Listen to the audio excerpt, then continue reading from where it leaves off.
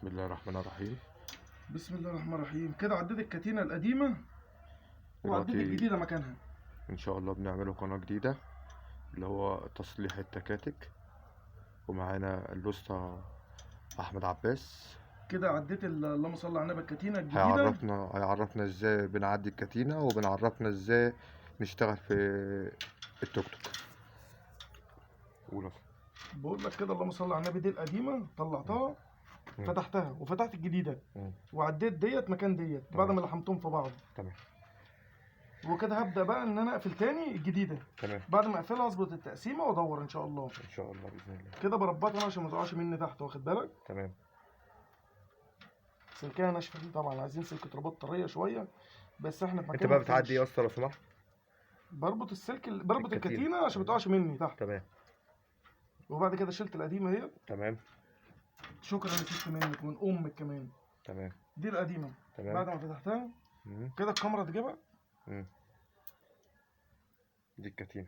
دي الكتينه كده. بعد ما فتحتها وطلعت القديمه كده، دي القديمه اهي اللي كانت طويله، كانت بتخبط وخرمت لي الموتور المؤذيه. تمام. يلا الحمد لله. تمام. ودلوقتي عديت الجديده اهيت، عايز بقى اقفلها تاني زي ما فتحتها. تمام. وابدا تاني اظبط التقسيمه. تمام. اركب شدادي. تمام. واقفل فبر وادور. تمام. متنسوش بقى. دي طريقه تغيير الكتينه من غير ما احل وش الزيت. تمام. واطلع طبعا الديسك بره، واطلع احل الكرنك. تمام. واحل الترومبه واحل الدنيا كلها. لا كده احسن. تمام. واسهل. والكتين البرنو دوت البرنو بتاع الكتينه المفروض ان انا برشمه تاني عشان ما تفكش مني انا وماشي. تمام. والمكنه بتجري على الرابع، فكت منه تعمل مشكله معايا. تمام. يلا توكلت على الله. على الله. على الله.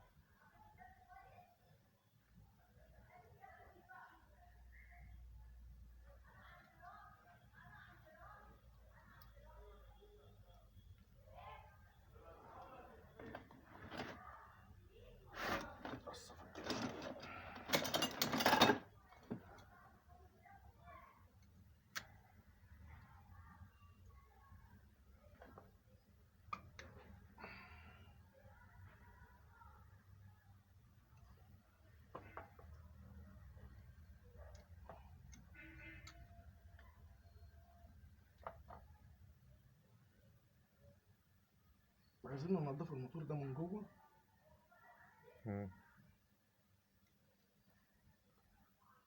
غيار زيت يشيل كل الريش اللي فيه.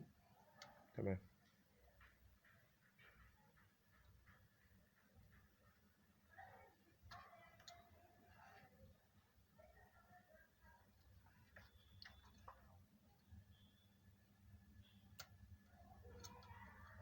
واحنا في انتظاركم في اللايك والشير وتفعيل الجرس ان شاء الله.